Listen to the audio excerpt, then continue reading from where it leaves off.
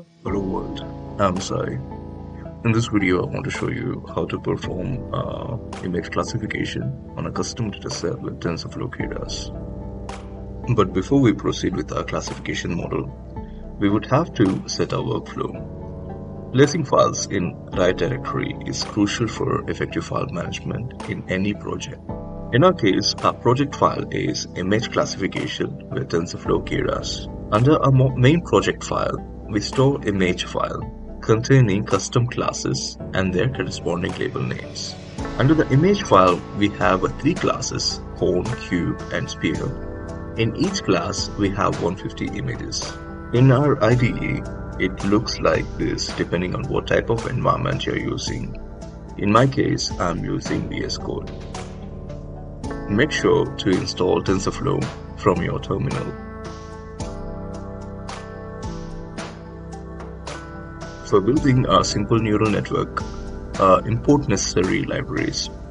To brief a bit, TensorFlow is an open source machine learning framework and Keras, a high-level neural network API, seamlessly integrates with TensorFlow, providing a user-friendly interface for simplifying the process of building, training, and deploying neural network models. After importing our necessary libraries, we do data augmentation, like normalizing pixel values and setting up validation split. And you could do many other things like rotation, flipping, zooming to our images. This ensures our model becomes resilient to different perspectives, enhancing its ability to handle real-world scenarios effectively. In training and validation, our goal is to teach machine to learn patterns from data. Earlier, we have seen in data augmentation, we have a validation split of 0.2 that ensures our data is split 80% to training and 20% for validating prediction. Now, we want to set a basis for what type of arguments our machine should learn. The first thing to do is to show where your image directory is. But let's understand what an image is. An image consists of pixels arranged in rows and columns, where each pixel is defined by its red, green, and blue color values, each ranging from 0 to 255. So a pixel is a three-dimensional vector, or you can simply call it a one-dimensional tensor. Arranging pixel into rows and columns turns each row and column into vectors, forming a matrix or a rank 2 tensor. Combining this with an individual pixel tensor, we end up with a rank 3 tensor. Take for instance, the screen displaying a tensor with a height of 4 and a width of 3 and 3 RGB channels. Multiplying them will result in a flat vector with 36 dimensions. When viewing a pixelated arrow on the screen, zooming out can lead to color blending into white. This occurrence is tied to resolution, particularly the density of pixels per inch known as DPI. A higher DPI contributes to sharper images. Now, with a grasp of basic array structure of an image, let's continue where we left off. During the training process, we might have images that are of different resolution. Here you can see Mitsuri has about 812,000 pixels, Makima has about 131,000 pixels, and training images of different resolutions need a different neural network architecture for every custom resolution. However, there is one neat way to do it, regardless of variable shapes. Resize images to custom height and width. Make sure your custom dimension fits all your images. The dilemma between quality and computational inexpensiveness is a matter of choice. As shown in the picture, when we reduce the scale to 1/10 of original, there is a slight loss of details. However, at 1/100th of the scale, Mitsuri becomes completely unrecognizable. When choosing how to train images, the color perception matters. And we often encounter the choice between grayscale, RGB, and RGBA. While RGB and RGBA may appear visually similar, The key distinction lies in adding extra layer to RGBA, representing alpha, which is a transparency. This alpha channel becomes crucial when dealing with images stacked in layers, enabling effective control over transparency effects. Computers interpret information as numbers. When it comes to classifying image labels, encoding these labels involves two common methods: categorical and sparse. In multi-class classification scenario, with class like Mitsuri, Nezuko, and Makima, categorical encoding result in 2D array, while sparse encoding yields a 1D array. The provided code on the screen illustrates how these encodings are structured. I will talk about batch size, shuffle, and subset in upcoming slides, as they need a prior working understanding of neural networks. Before we jump into actual code, let's get a little familiar with some basics. Neural network is a computational model that is inspired by biological neuron. As you can see, the right image is a single node neural network architecture where you have inputs, weights, weighted sum, activation function, and output. In neural networks, input represents the fed data and weights acts as a coefficients determining the significance of each input. The weighted sum is the outcome of multiplying inputs by their respective weights and summing the results.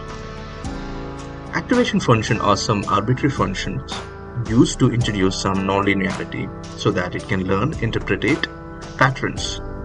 The output is simply the result of passing the weighted sum through the activation function. Now we have basic idea of how single node architecture works. The same philosophy can be extended in joining output nodes to other nodes, forming a deep layer neural network. So far it seems good, but how the hell does any of this fancy architecture make predictions? One good answer is weights. You tune the weights in a way that you have high probability of an expected outcome. That sounds fair. However, there are hundreds and thousands and probably millions of weights. Surely you wouldn't want to tune those homogeneous weights with vectors. So how do we do it then? So the savior is backpropagation. Think of it as a Newton's cradle. The swing left to right signifies the forward feed. In this phase, we initialize our network with some random weights, predicting with some shitty outcome. Then we calculate the loss from the true value and perform optimization techniques such as gradient descent for updating new weights. Swing back to reallocate these weights to our network and recompute again to validate the loss. We continue this cycle intending to converge to global minimum while adjusting weights in each cycle.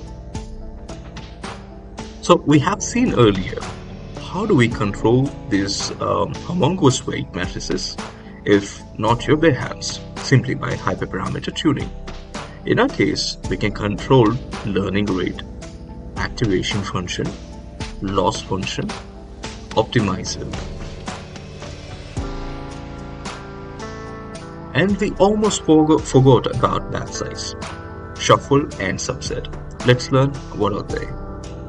In training data, we try to shuffle the images and divide them into batches. On the screen, you can see we have 12 images of 3 classes divided into 3 batches, where in each batch we have 4 images. And the neural network is stacked in layers as the size of the batch. And each batch, B1, B2, and B3 is fed iteratively, while weights are updated in each iteration of the batch. This is done in one cycle, or one epoch, and we will repeat the same process while shuffling our training data in each cycle. Now we know what is shuffle, what is batch size. Now we have some degree of understanding of how neural network works. Although I haven't touched what convolutional networks are, I probably think a dedicated video is a must, or you can watch or refer to other videos on that. However, let's treat it like a black box. where it is designed to deal with data that are grid-like structure for recognizing spatial patterns in the data. Now, without wasting any time, let's see the code and wrap the video. On the screen, you can see our custom architecture, where you have input layers of images, size by 256 by 256 in height and width. We have 3 convolutional layers with 3 by 3 filters and ReLU activation function. The number of filters is 64, 32, and 32 respectively for each layer. After convolutional layer, max spooling with a 2 by 2 window is applied for downsampling. Flatten layer flattens the output to 1D array for fully connected layers. We have 2 dense layers with 128 and 3 neurons respectively. The last layer uses softmax activation for multi-class classification with 3 classes. In summary, this neural network is designed for image classification task with input image size of 256 by 256 pixels and 3 color RGB channels. The architecture consists of convolutional and fully connected layers for feature extraction and classification. We use stochastic gradient descent as our optimizer.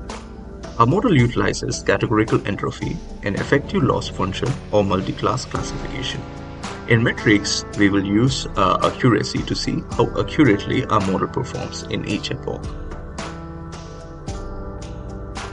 In the final training step, we feed our model with the training images, introduce cross-validation using a validation set to prevent overfitting, and iteratively train the network over multiple epochs. After the training model is complete, we can save the weights of the model to reuse for classification tasks without having to train over and over. Finally, we will check our model accuracy on both training set and validation set. In our case, it performs too well, but in real scenarios you never get 100% results. Nothing fancy going on in here. We are just plotting images randomly onto subplots and labeling our model prediction. This brings our video to an end. Before I wrap up the video, I would love to hear your feedback. As I'm new to this content creation, I would appreciate your valuable thoughts. Thank you for maintaining your composure until the end. If you like the video, please make sure to like, subscribe, and share. See you next time.